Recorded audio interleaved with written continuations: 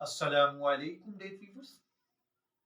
हमारा आज का मौजू गुफ्तगू है कि अगर किसी को एक अरसा पहले कोई रकम मिले तो उसकी वापसी का तरीका क्या होगा।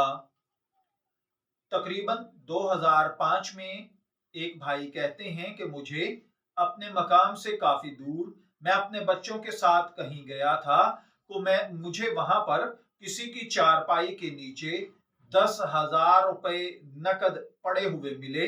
मैंने वो उठा लिए। अब मुझे अफसोस होता है कि काश मैं वो 10,000 रुपए न उठाता।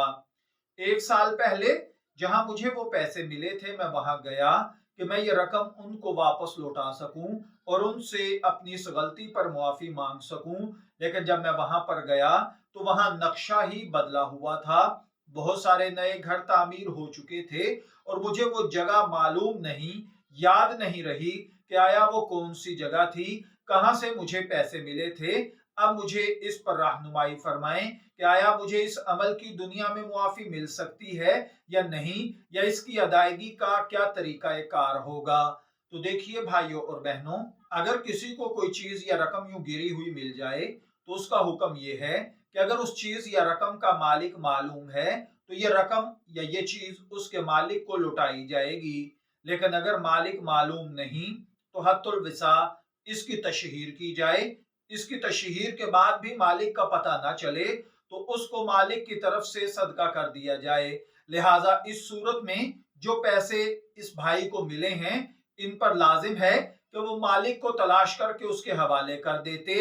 लेकिन अगर मालिक नहीं मिल रहा और इतना अरसा गुजर गया है तो इसे मालिक की तरफ से सदका कर दें। लेकिन अगर फिर भी मालिक वापस आकर इलामत बताकर रकम वापस तलब करे तो रकम अदा करना जरूरी होगा। मैं दुआ गो हूं अल्लाह ताला हमें इन बातों को समझकर इनके मुताबिक अमल करने की तौफीक अता फरमाए। शब्बीर अहमद को इजाजत दीजिए, फिर हाजिर होंगे किसी नए मौजू गुफ्तगू के साथ। तब तक के लिए अल्लाह हाफिज।